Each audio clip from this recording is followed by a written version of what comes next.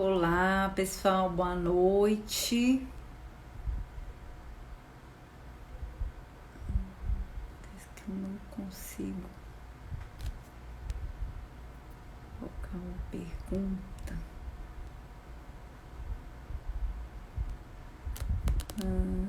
Não estou conseguindo. Título da live aqui, mas eu não estou encontrando esta opção.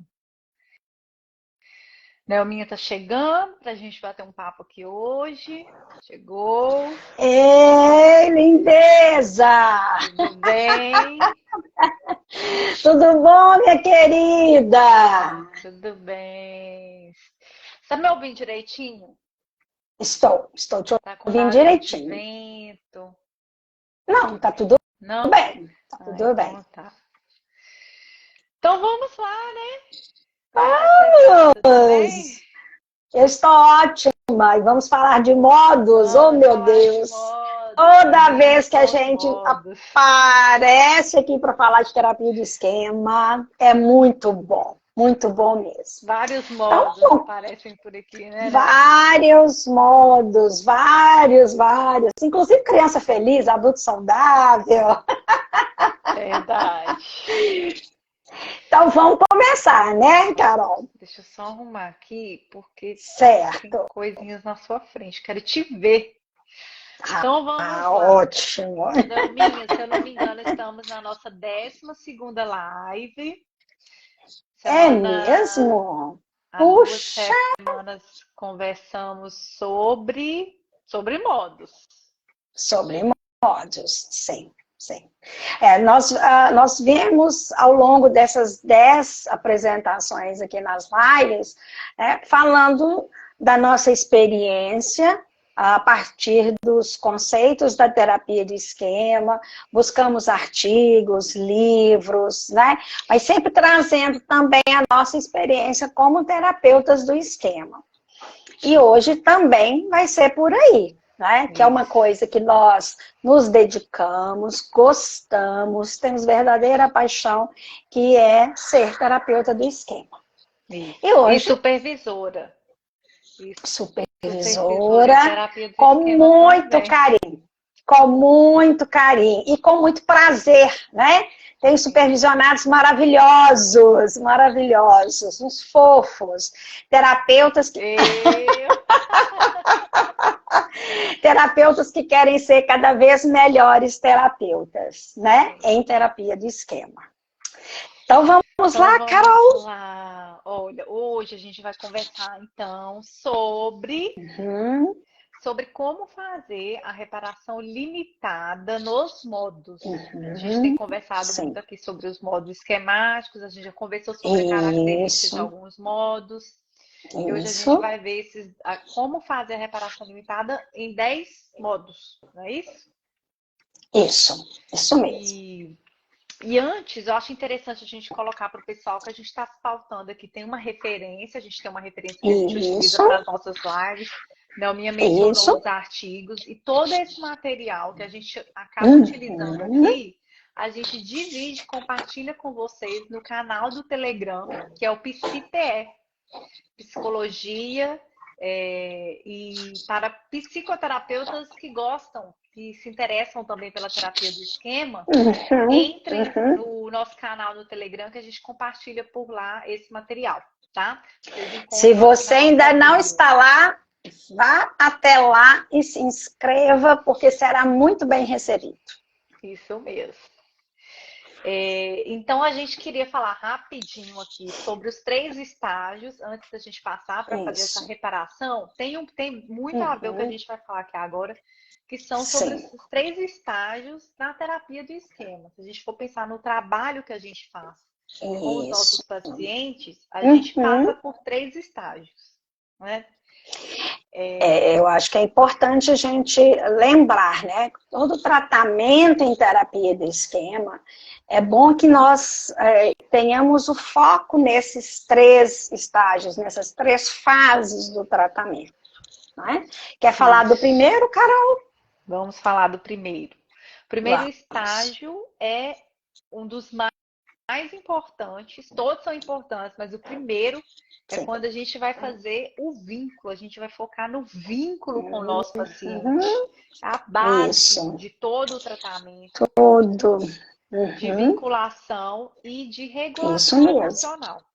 Isso. Então, é nesse primeiro estágio que a gente tem esse objetivo de dar conforto, de ser uma Uhum. referência segura para o paciente, de Isso. reparar, e aí a gente vai falar daqui a pouquinho de como Uhum. fazer isso no modo criança Isso vulnerável, mesmo.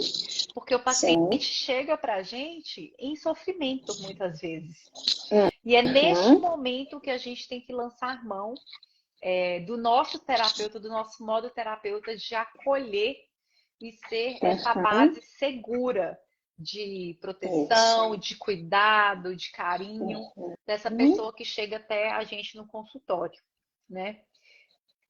Inclusive, quando a gente pensa em regulação emocional, a gente tem as estratégias de regulação Uhum. emocional, Sim. mas a gente Sim. é também referência para o paciente, né, de internalização da nossa figura Uhum. para ele Sim. conseguir se regular emocionalmente, né? E isso é uma coisa muito importante na terapia do esquema, porque a relação terapêutica, ela é ferramenta de mudança, né? Nós usamos a relação terapêutica para a regulação emocional, que posteriormente, ali a gente usa como nós estamos nesse lugar de adulto saudável para servir de modelo para os nossos pacientes, para posteriormente eles poderem, eles mesmos se autorregularem a partir, né, de inúmeras técnicas de reparação, que é o que a gente vai falar, né, ao longo dessa live, onde ele tem ali todas as ferramentas necessárias para se autorregular, né? Isso. Então, essa primeira fase, ela é importantíssima. É aquela fase da avaliação, aquela fase que a gente psicoeduca nossos pacientes. Então, tudo isso que Carol colocou, né, faz parte dessa fase que a gente chama de vinculação e regulação emocional. Ok? E que é importante a gente conseguir ter essa conexão com o paciente, né? Uma conexão genuína, uma Isso. conexão autêntica. Isso. Uhum. Isso E aí a mesmo. gente pode ir para a segunda fase. Qual que seria Isso. esse segundo estágio na terapia do esquema? Uhum. Sim. Quer trazer para a gente, Nelminha? Posso.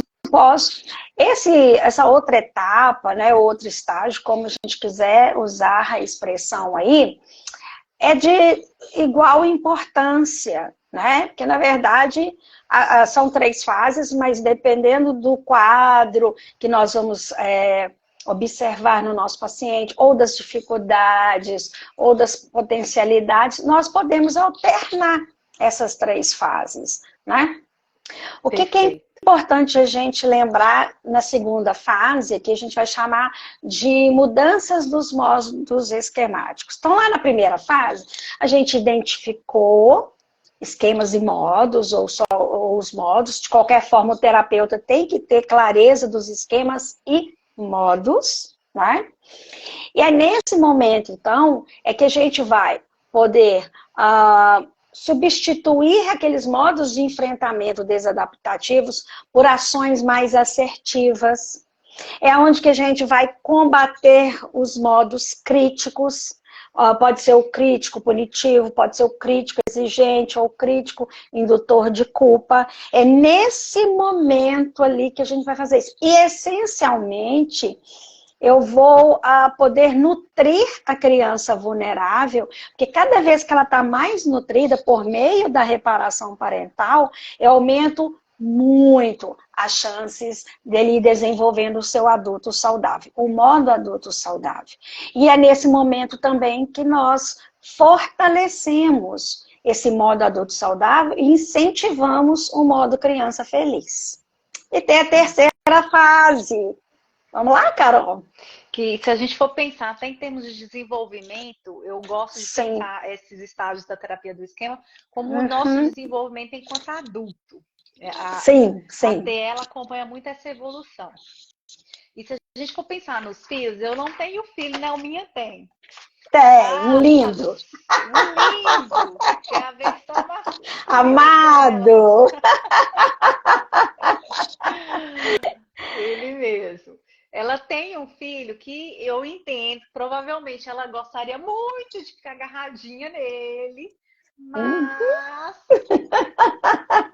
como muitos pais, o objetivo é criar, e na terapia também a gente quer que os nossos pacientes tenham, então, autonomia. A gente quer criar, a gente quer desenvolver pessoas para o mundo, para serem autônomas, independentes. Então, esse terceiro estágio é essa preparação, né, pensando então numa ordem de evolução, de desenvolvimento. O adulto saudável, bem fortalecido, como a Nelma mencionou, a gente começa a preparar esse momento aí do paciente para a alta dele, para ele conseguir. Então, ele aprendeu ali, ó, a se regular emocionalmente, a fazer um ciclo, a desenvolver estratégias mais adaptativas nos relacionamentos. E assim ele pode conseguir caminhar com as suas próprias pernas, que é o que a gente almeja, né? Alinhado com os seus objetivos, com o que ele veio buscar na terapia. Né? E ele leva essa alta, né, Carol, assim, com um adulto saudável mais robusto, e se em algum momento ele precisar retornar, ele vai agregar novas coisas a tudo aquilo que ele já conquistou no seu processo terapêutico, né? Isso mesmo. Então, a gente divide, né, até didaticamente essas três fases, mas a gente sabe que muitas vezes não vai chegar, o paciente ele não chega ali com a criança vulnerável, né, bonitinha. E aquela coisa assim, mesmo que eu esteja na fase de mudança dos modos esquemáticos, essa fase já é para favorecer, né, uma expansão do modo adulto saudável, para que ele possa chegar na criança vulnerável. Mas eu continuo fazendo regulação emocional, eu continuo, se necessário, fazendo psicoeducação, né? Então, em algum momento, eles cedem espaço para outra etapa, né? Isso, e a gente já foi dando até algumas pinceladas aqui, mas agora a gente vai também de uma maneira didática, né, falar um pouquinho então de como então a gente pode fazer a reparação limitada, mas sem antes falar um pouquinho do que é a reparação limitada. É legal a gente falar, né? O que é essa danadinha tão enaltecida por nós, terapeutas do esquema, que é ao mesmo tempo uma intervenção, mas é também um estilo do terapeuta do esquema, né? O que é essa reparação? Quase tudo. Resumiu, abriu a intervenção e estilo do terapeuta. Gravem isso. Então, assim, eu diria que é um dos grandes diferenciais da terapia do esquema. A gente realmente vê a reparação limitada, a figura do terapeuta como uma forma de intervir, de ter um papel ativo no tratamento do paciente. Isso mesmo. Uma pergunta que guia muito nós terapeutas a fazermos essa reparação limitada é a gente se perguntar o que um bom pai faria nessa situação. Então, sempre que a gente se deparar com algum modo, a gente conseguir identificar, e a gente vai passar aqui brevemente das características que cada modo se apresenta. Eu vou me fazer essa pergunta, porque é uma pergunta que orienta muito o como, né? O que eu vou fazer para fazer a reparação. Isso. Né? Porque nós, terapeutas do esquema, a nossa postura, né, ali terapêutica, é para que nós possamos ser bons pais. O que esse bom pai faria? Porque eu vou fazer uma reparação parental limitada, ou seja, dentro dos limites éticos, né, do setting terapêutico, da relação terapêutica. E quando Carol está falando ali da reparação, ser um bom pai, ser uma boa mãe, significa nutrir as necessidades emocionais essenciais que não foram nutridas. Esse é o ponto. Né? Então, o que significa ser um bom pai, ser uma boa mãe para os meus pacientes? É identificar as necessidades não atendidas e nutrir. E quando a gente faz a reparação parental limitada, ela fornece o quê para os pacientes? Ela fornece ali, experiências emocionais corretivas, porque antes se tinha uma lacuna crítica ali, né, de uma possibilidade de ter sido amparada emocionalmente, é nessas experiências emocionais corretivas que serão amparados emocionalmente, serão nutridos, alimentados, né, nas necessidades não atendidas. E tem uma outra coisa, é nesse papel de bom pai é que eu, Carol, todos os terapeutas do esquema, vamos fazer ali uma modelagem para os nossos pacientes de um adulto saudável.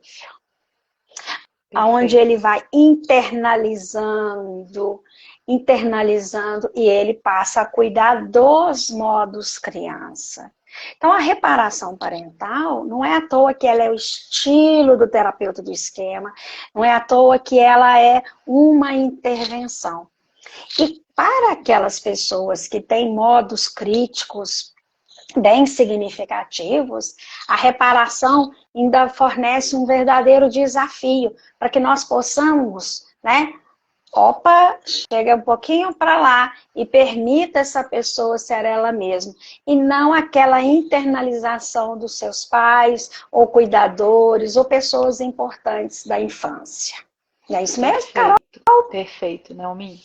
Porque assim, a gente sempre vai mencionar isso. Toda vez que a gente falar sobre a terapia do esquema, sobre intervenção, a gente vai ter que olhar para a gente enquanto nós terapeutas, os nossos modos, os nossos esquemas. Porque se eu não tenho isso bem trabalhado, a Nelminha falou, se eu tenho uma internalização muito forte de um modo crítico, eu tenho que ficar atento, porque a minha tendência, ela vai ser ativar, agir dessa forma com o meu paciente. Mas isso mesmo do paciente, e vamos colocar que a maioria não está precisando de, né, de mais um crítico, sim. A gente não vai poder agir dessa forma. Né? A gente tem que evitar. Então, se eu tenho um crítico internalizado muito forte, eu preciso primeiro trabalhar isso. Na minha terapia pessoal, eu preciso fazer supervisão para poder conseguir fazer essa diferenciação e não deixar, né? E não atender de novo a necessidade do paciente, né? Sim, deixando ainda aquela lacuna, né? De uma aprendizagem ali, de um cuidado mesmo com as necessidades. Agora, interessante, né, Carol? Porque o objetivo da reparação parental, e a gente pode até usar a expressão toda, reparação parental limitada, só a gente pode falar reparação parental. Na verdade, é desenvolver ali uma relação entre terapeuta e paciente, aonde nós vamos objetivar um relacionamento com base na função genuína, onde eu sou quem eu sou, o meu paciente é quem ele é, onde a gente pode se conectar nisso.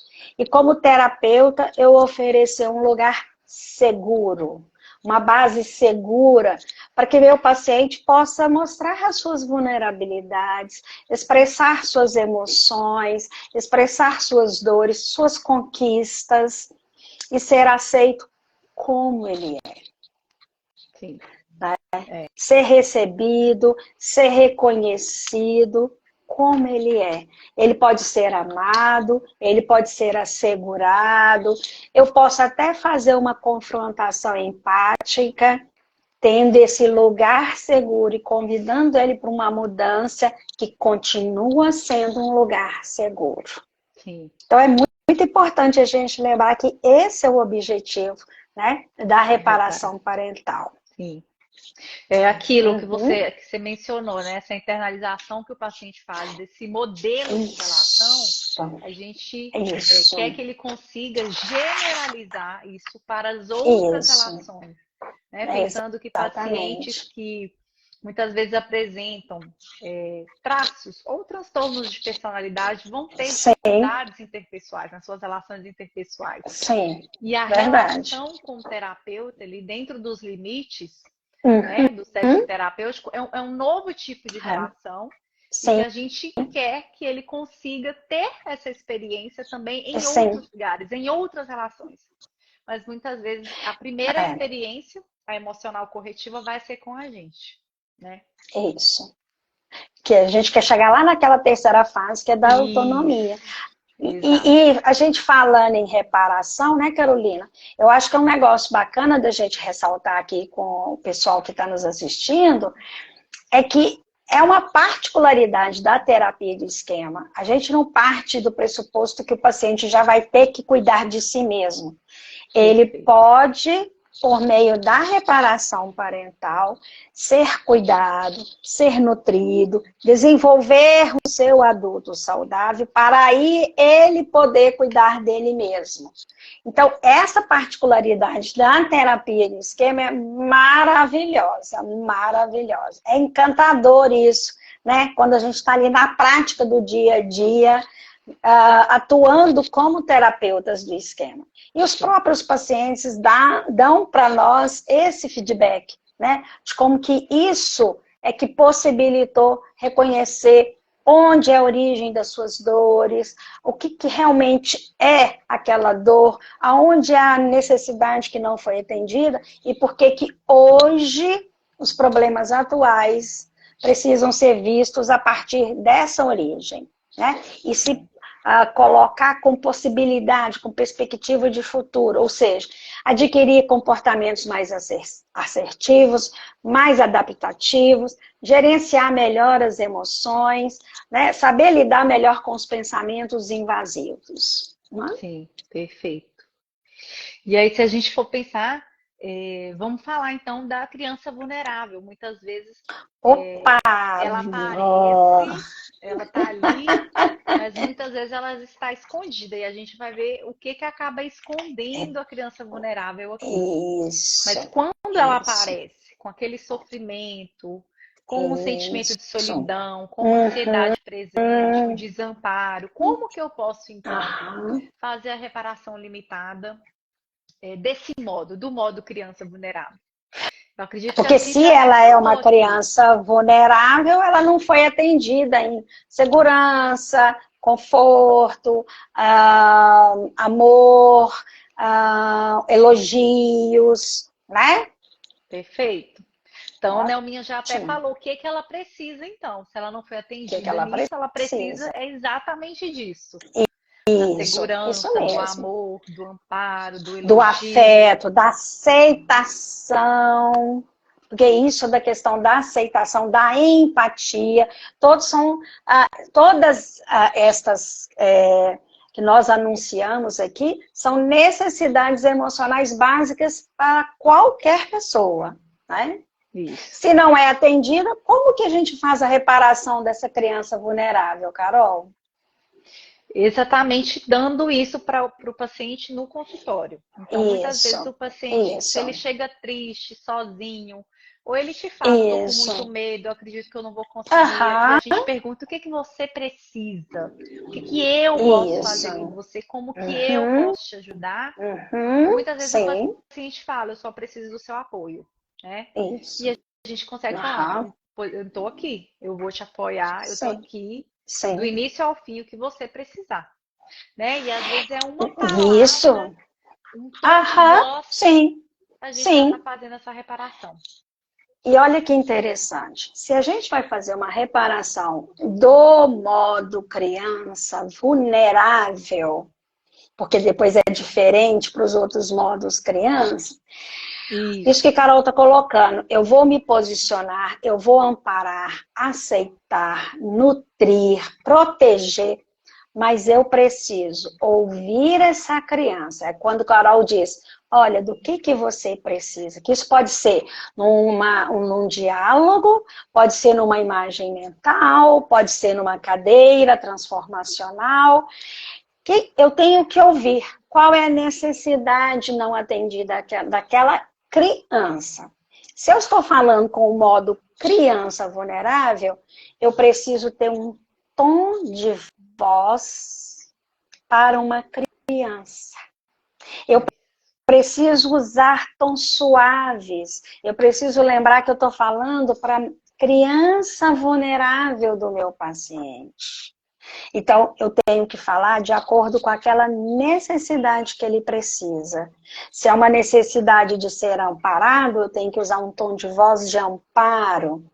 Se é de aceitação, de aceitação. Se é de elogio, é um tom de elogio. Então, a partir daquela necessidade é que eu vou empregar o meu tom de voz. E isso é fundamental para a reparação do modo criança vulnerável. Sim. Não é? Porque o tom de voz ele vai variar, né, Nelminha? Assim, dependendo do modo, eu vou usar tons de vozes diferentes. Né, para cada tipo de modo. Isso mesmo, né? Exatamente. E a criança zangada, hein, Carol? Como é que ela se apresenta? Chega brava, com muita raiva. Porque a necessidade dela não foi atendida e ela chega assim, injuriada. Injuriada, Nordeste, brava. É a palavra do Nordeste. Chega injuriada, brava. Né? É uma emoção muito forte que se apresenta ali. E como que a gente vai fazer a reparação dessa raiva? Chegou lá igual uma criança, não, mas tô com raiva, não era para ter acontecido isso, e olha o que ele fez comigo, e eu quero falar isso para ele, eu vou mandar essa mensagem, ele não podia ter feito isso comigo. Como que a gente vai reparar essa criança? É que muitas vezes tá nem zangada, tá enfurecida, né, Nelminha? Que vai dar raiva à fúria, né? Sim, isso mesmo, isso mesmo.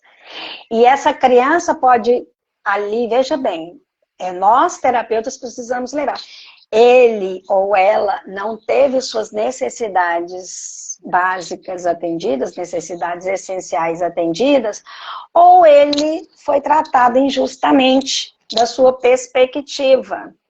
Então, se tem isso que não foi atendido, como que a gente vai fazer a reparação, já que pode vir da raiva à fúria? Primeiro passo, a gente vai validar a emoção. Não o comportamento, a emoção. Ok. Porque ele está com raiva, Nelminha bem colocou. A gente mencionou aqui a necessidade emocional, ela é extremamente importante. Se ela não foi atendida, o paciente ele tem, sim, todo o direito de estar com raiva, de sentir a raiva, né, de sentir essa emoção. Então a gente valida essa emoção, fala totalmente válida. No seu lugar eu estaria com raiva também, é raiva mesmo que a gente sente, mas o cuidado que a gente tem que ter é de, inclusive, deixar o paciente ventilar essa raiva.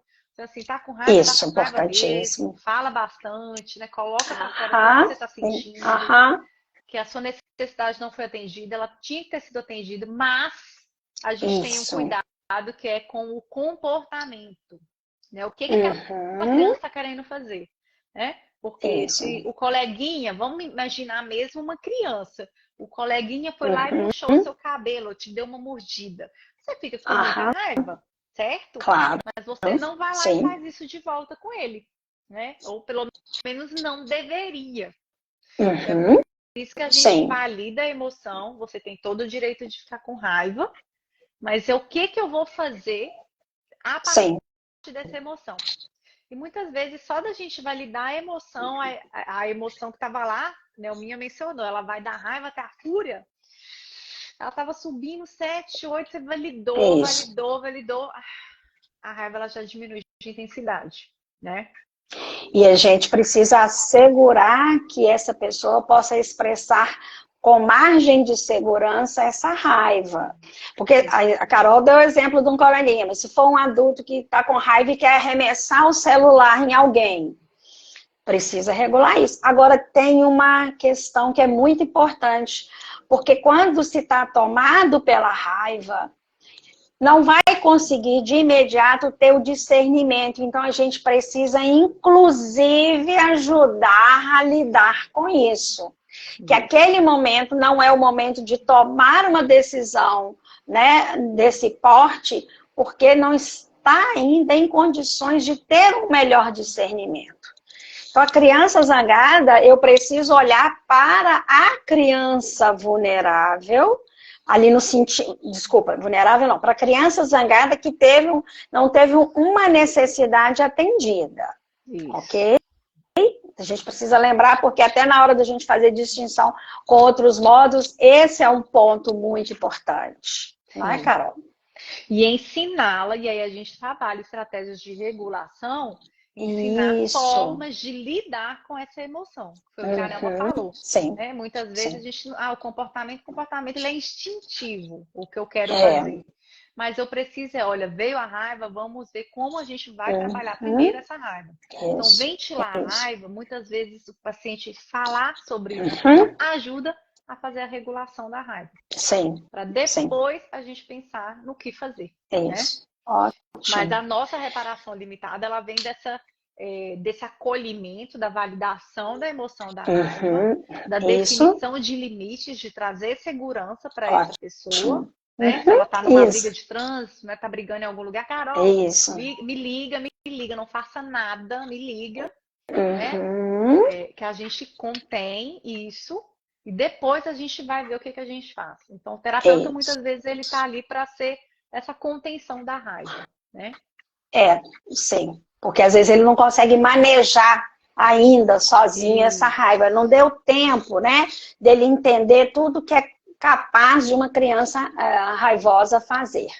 Mas a gente ainda tem a criança impulsiva e indisciplinada, que só quer o atendimento dos seus desejos, dos seus impulsos de maneira imediata, sem levar em consideração que isso pode ter consequências para o outro, ou até mesmo outras consequências para si mesmo, né? E nós esbarramos nessa criança impulsiva, que não teve um limite com afeto. Então, aqui é interessante a gente observar que a necessidade atendida não é para fazer agora. Não é possível. É preciso respeitar, é preciso o princípio de reciprocidade, o eu e o outro. Ele não teve isso. Mas essa criança impulsiva vem, eu quero agora. É agora. E aí, Carol, como é que é a reparação dessa criança impulsiva e indisciplinada? Porque tem um autocontrole, autodisciplina ali de fundo, ainda é limites prejudicados, enfraquecido. Como é que a gente faz a reparação, então? A nossa reparação, ela vem de também, a gente não pode esquecer que a gente está falando do modo criança, de validar esse desejo, validar esse querer, entendo que você quer muito isso agora, mas vamos olhar para o longo prazo, vamos pensar nas consequências. Então a gente faz uma validação porque tudo que ela precisa é o quê? De limite, mas com afeto. Né? Não, porque você não pode, porque você não merece. Não é esse não, mas...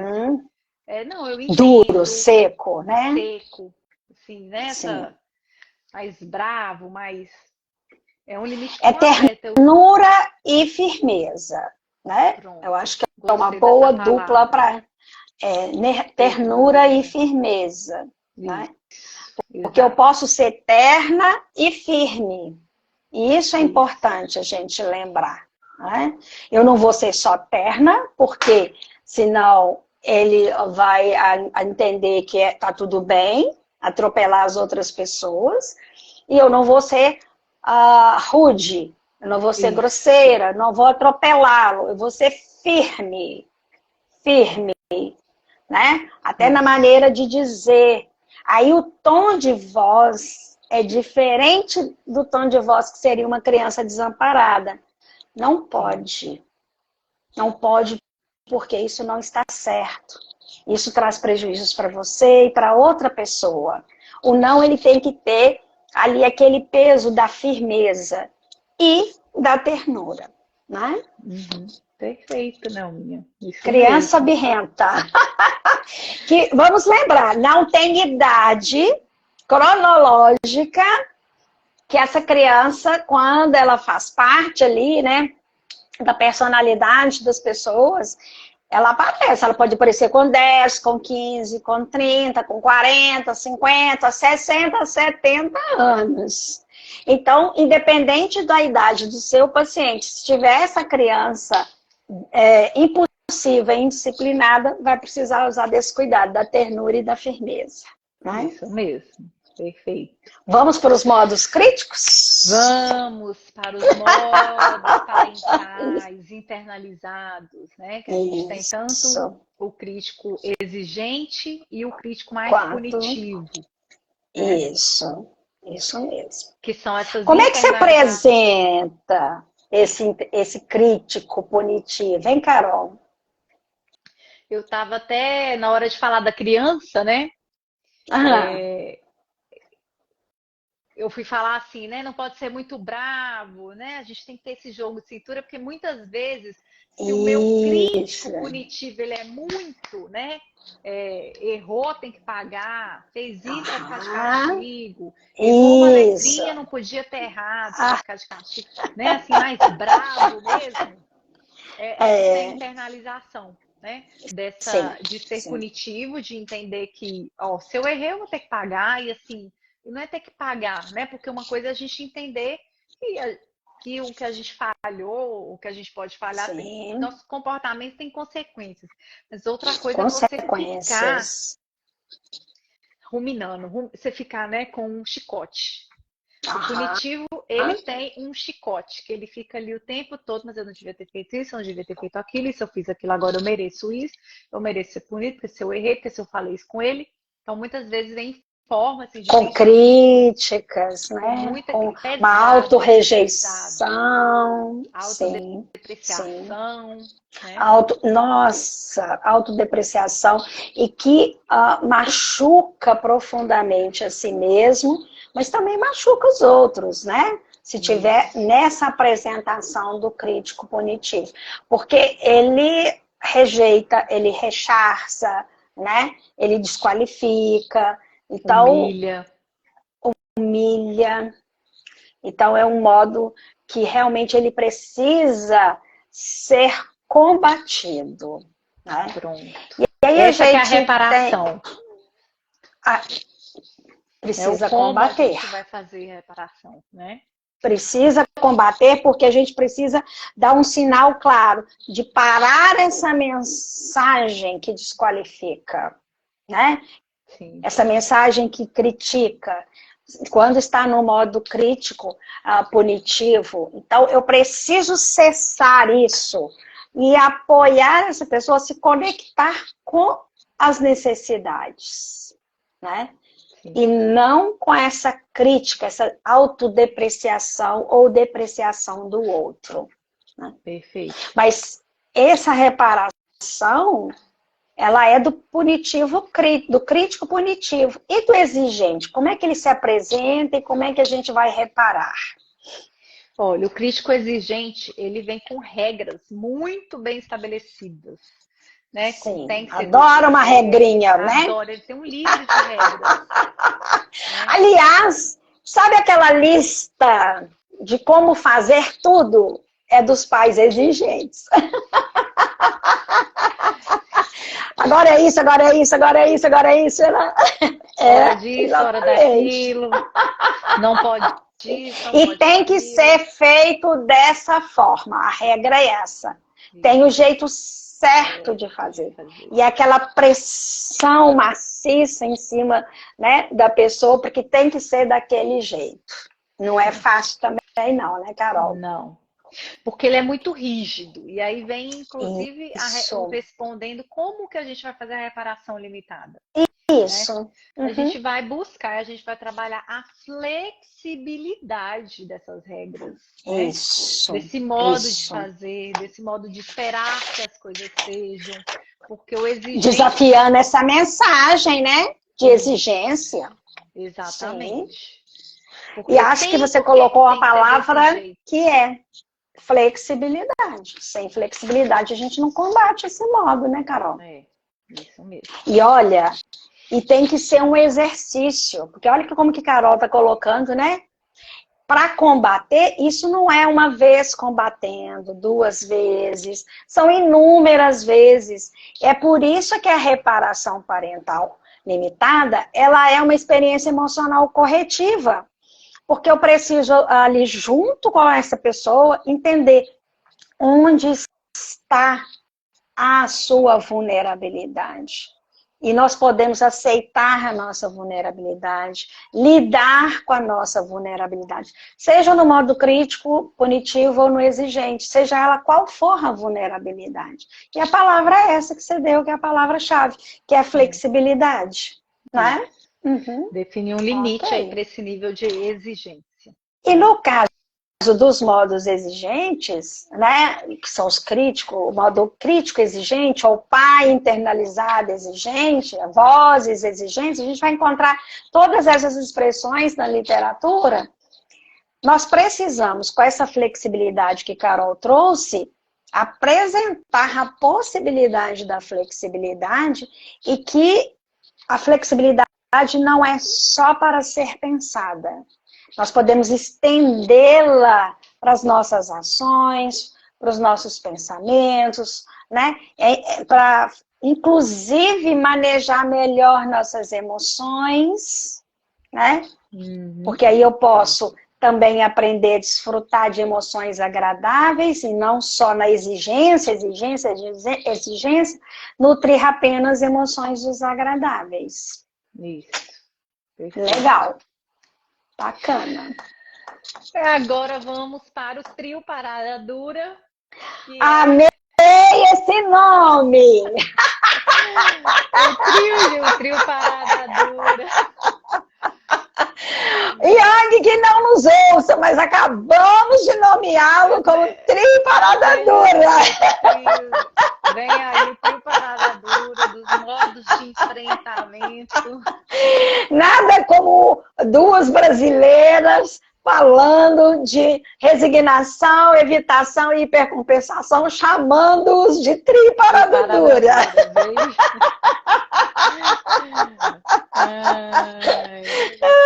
Então vamos para o primeiro, o protetor evitativo. Como que ele se apresenta, Carol? Olha, ele se apresenta com aquela parede, né? Com aquela barreira, provocando distanciamento das outras pessoas. Isso. Querendo se desligar das emoções, querendo se proteger, né? Essa barreira, ela vem exatamente para proteger. Sim. Né? Isso. Então, é um modo assim que é difícil às vezes de você acessar, e aí vem como então que eu vou reparar esse modo, né? Porque assim, o paciente não me deixa acessá-lo. E ele está ali querendo se proteger. A gente está entendendo o que está acontecendo ali? Sim. Né? O que está acontecendo? Precisa, por que ele está querendo se proteger tanto? Né? Então, é um modo que vem para causar esse distanciamento. E aí, a melhor forma da gente fazer a reparação limitada é a gente entender isso. Se ele precisa de proteção, então provavelmente tem um modo criança vulnerável por trás. Então você está dizendo que pode ser que eu esteja no modo criança vulnerável e eu posso migrar para um protetor evitativo? Ok. Então isso é muito comum de acontecer. Eu posso estar num modo e migrar para outro modo, né? Pode ser que isso seja mais rápido ou mais lento, vai depender muito do funcionamento daquela pessoa, né? E também dos traços de personalidade que também interferem, né? E conversam o tempo todo com os modos. Sim. Que tem a ver com a nossa personalidade. Então, essa pessoa que está se protegendo, quando ela foi criança, era ok ela se proteger, porque foi uma sobrevivência. Só que esse tipo de sobrevivência é para a gente usar numa situação emergencial, e não todo dia, todo momento, de uma forma automática. Por isso é que fica disfuncional. E aí, então, para fazer a reparação, a gente vai precisar fazer um incentivo a conectar-se. Nós vamos precisar incentivar para a conexão, que é uma boa tarefa para o terapeuta, com certeza. Boa tarefa. É uma boa tarefa. Foi falando que essa essa validação do modo, o que a Nelma acabou de falar, eu estou validando o modo, olha, ele tem um motivo, por que ele está ali. Mas tem o outro ponto, que é a confrontação empática, que é mais vamos olhar para isso agora, como que isso está funcionando. Olha como que isso está te afastando, às vezes, assim, na relação terapêutica, né? Está te afastando de mim, está te afastando das outras pessoas. Então, vamos pensar na função, né, nos prós e nos contras desse modo. E tem uma coisa aqui importante que a gente precisa lembrar, que o protetor evitativo, ele pode vir com raiva. E se ele vier com raiva, eu preciso, então, identificar isso junto com o paciente, mostrar o que está acontecendo, que é novamente, é aquilo que a gente falou, as fases, pode ser que eu preciso psicoeducar novamente, né? Então, tá nesse protetor raivoso que está aparecendo aí, que não permite que eu, terapeuta, aproxime, que outras pessoas aproximem. A gente precisa mostrar as consequências de lançar a mão com muita frequência, né? Desse tipo de comportamento evitativo. Entretanto, com raiva, né? Também. Isso, que pode se apresentar. E, para além do evitativo, nós temos o hipercompensador. Como é que se apresenta esse, né, um dos elementos do trio parada dura? Não sei se ele é filho caçula, se ele é do meio. Não sabemos. Se é primogênito. Mas... eu acho que se ele pudesse escolher, ele seria o primogênito. Também acho. Ele acha também, Carol? Isso. Ele vai lá luta contra.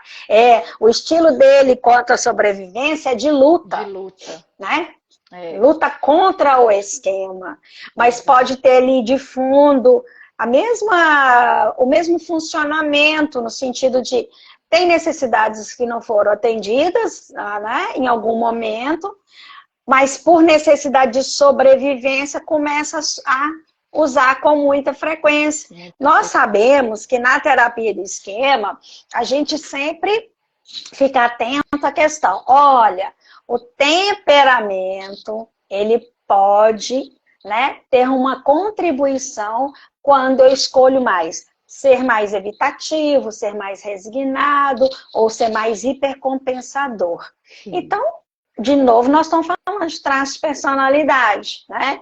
Então, dependendo dos traços de personalidade, eu vou escolher mais. Mas eu posso circular em qualquer um desses três do trio parada dura. Né? Agora, como que a gente repara o hipercompensador? O hipercompensador, primeiro que a gente tem que mostrar para ele qual que é a necessidade, o que ele está buscando. Ele está lutando, mas está lutando por quê? Né? Qual que é a necessidade, qual que é a ameaça que ele está ali. Porque eu gosto de pensar, né, esse trio parada dura, eles entram em ação porque tem uma ameaça. Tem algo que está ameaçando. Tomando! Veja aqui, gente. Falei 23, trio parada dura. Então, eu preciso fazer alguma coisa, mas eu preciso mostrar para ele por que ele está fazendo aquilo. Então, qual que é a necessidade que está por trás? Né? E muitas vezes o que o paciente está buscando é conexão. Né? De novo, esses modos, o trio parada dura está ali para poder, né, muitas vezes, proteger a criança vulnerável. Eu tenho que mostrar para ele que tem uma necessidade. Né? Tem um modo ali, tem um esquema subjacente por trás daquilo. Sim. Para ele se conectar com aquilo que ele está buscando. Né? Isso mesmo. E a rendição, ou o que a gente chama também, né, de resignação. Quando vem esse capitulador complacente, danadinho. Né? Não, dos três, do trio, eu acho ele o mais difícil. Não, mas, assim, compartilhando minha experiência clínica, eu sinto, assim, é desafiador a gente lidar com a resignação. Eu acho que ele é o caçula. Ele dá mais trabalhinho. Mas peraí que eu sou caçula. Mas dá, né? Porque precisa de mais cuidado, né? Tem a ver com Precisa. aquela ideia do caçula, assim, que precisa de mais cuidado, que você tem que dar uma atenção, você E, tem se o que dar uma atenção. terapeuta não estiver atento, né, e não perceber que é uma resignação, eu não consigo, né, transpor esse modo e chegar na criança vulnerável. Porque, por exemplo, se é uma pessoa que tem autossacrifício, ela vai se sacrificar com muita facilidade e vai ser, inclusive, elogiada socialmente, porque é uma pessoa ótima, uma pessoa muito boazinha, pessoa cumpridora dos deveres, que só pensa nos outros. Mas eu preciso lembrar que esse modo precisa se afastar para que eu chegue nas necessidades daquela criança vulnerável. Então é assim também, é se conectando com as necessidades essenciais da criança vulnerável. E assim fechamos o trio. Fechou o trio. O trio. E para fechar os 10 modos, ficaram faltando, né? Os adaptativos. Os adaptativos, exatamente. A duplinha de sucesso. Amo de paixão essa dupla. Que é o nosso maior objetivo, como a gente sempre fala aqui sobre modos, a gente vai falar sobre modo adulto saudável, modo criança feliz. Que a gente faz a reparação incentivando, né? Como que eu vou fazer a reparação limitada? Incentivando o paciente a entrar em contato com atividades de lazer, de diversão, de espontaneidade, dando esse apoio também, né? Falando assim, acredito em você, vai, pode ir. Isso, reforço positivo é fundamental. Isso. Ajudando a caminhar para a autonomia. Porque, olha só, isso que Carol está colocando, como que é importante da gente lembrar. Quanto menos as necessidades essenciais foram atendidas, mais subdesenvolvido é o modo adulto saudável. Então, eu preciso fortalecer o modo adulto saudável, né? Quando eu vou nutrindo o meu paciente das necessidades que ele não teve atendida, eu estou construindo o seu modo adulto saudável. Então, eu vou fazendo a reparação, eu vou construindo tijolo, mais um tijolo, mais um tijolo, na construção desse modo adulto saudável, para que ele possa ter autonomia, gerenciar bem suas emoções, se localizar na vida de um adulto, se ele já for adulto, né? Então a gente precisa dar a devida importância, porque é ele que vai dizer para a criança feliz: e aí, como é que estão as coisas da espontaneidade? Como é que estão as atividades lúdicas? Né? E aí, eu quero saber como é que estão essas coisas. E aí a criança vai mostrar: eu estou satisfeita, eu estou feliz, eu estou atendida. E que ótimo que a gente pode andar juntos, modo adulto saudável e modo criança feliz. E o terapeuta precisa, na medida que faz parte também, né, dos traços de personalidade dele, se ele consegue trazer aspectos mais lúdicos para a sessão, é uma forma de reparar, de nutrir essa criança, melhor dizendo, de nutrir essa criança feliz. Né? E como que fica bom quando a gente pode levar leveza? Porque a criança feliz também tem leveza, né? Tem flexibilidade. Então, meus queridos, é assim a nossa proposta, né? De poder falar de reparação parental, tanto para os modos desadaptativos quanto para os modos adaptativos. Porque a reparação é isso, né? Como nós colocamos anteriormente. É construir ali, estabelecer uma relação, né, genuína, onde eu ofereço um lugar seguro para o meu paciente poder falar das suas dores, daquilo que lhe machuca, mas também um espaço para ele falar: olha, o que eu gosto mesmo é de balançar almoçar numa árvore muito grande e ser aceito nisso. É isso que você gosta? Então faça isso, né? Ou de repente, ninguém gosta, mas eu adoro um picolé de manga. É isso, ok. Né? Ninguém mais brinca de carrinho de rolimã, mas eu quero brincar, ok. Ou de repente, eu gosto de descer um escorregador, ou é de nadar, ou é de brincar na água, né? Ou é de fazer umas sapequices. É de dançar também, né? É de levar uma conversa mais lúdica, mais macia no dia a dia. Então, isso então é reparação. É isso, né, Carol? Isso.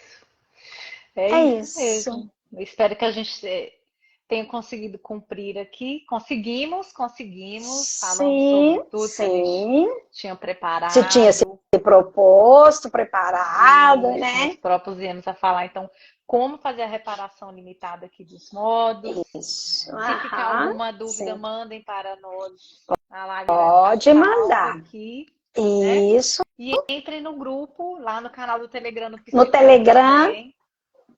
Com certeza, para receber o material, da onde que nós estamos usando, quais são, né, as referências que nós estamos usando, quais autores para vocês conhecerem, quais são esses autores que falam dessa forma, né?